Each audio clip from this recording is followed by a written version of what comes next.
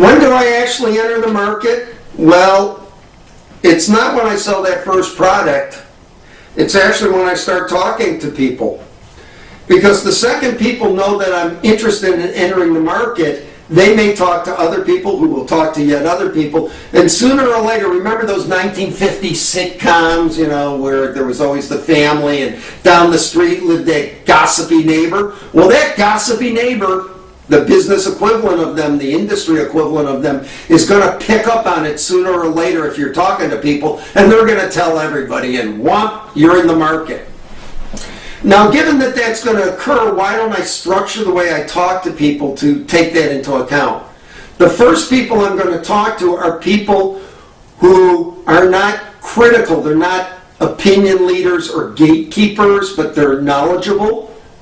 And only later, after I get a better handle on what's going on and I'm more confident and I'm sure that what I have is likely to, or I at least have a strong belief that what I have is likely to meet some needs, will I talk to the gatekeepers and the opinion leaders, the people who are the equivalent of the gossipy neighbor.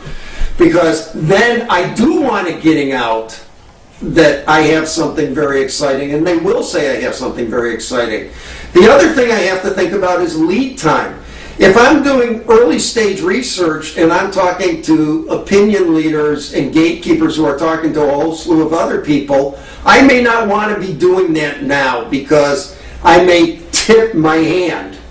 On the other hand, if I'm just about to go to market, it's okay to tip my hand. I may scare off other people and not give the competition time to develop something before I hit the market with my own product.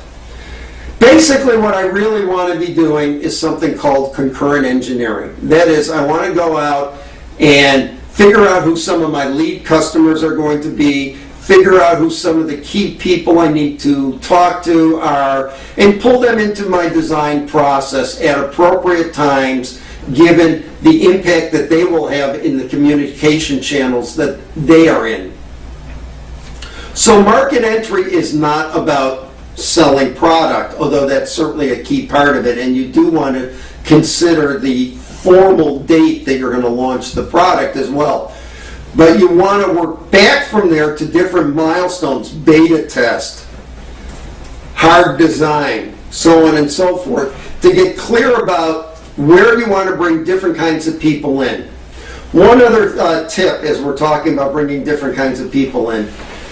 You don't want to start out basing your understanding of what end users want by talking to the people that we call innovators in the Gaussian distribution of buyers, the first in, the techno geeks, techno weenies, whatever jargon you want to use. Those people don't buy on the same criteria than most other people. You really want to be looking for the kind of people who are there who are going to take you off that takeoff curve, and that's the early adopters. Those are the people we're really interested in. We want to be talking to them because if they like it and we can sell it to them, other people will follow their examples. So pay attention to that factor also as you're designing the people you're going to talk to during your market research. So your market research now becomes part of your market entry strategy.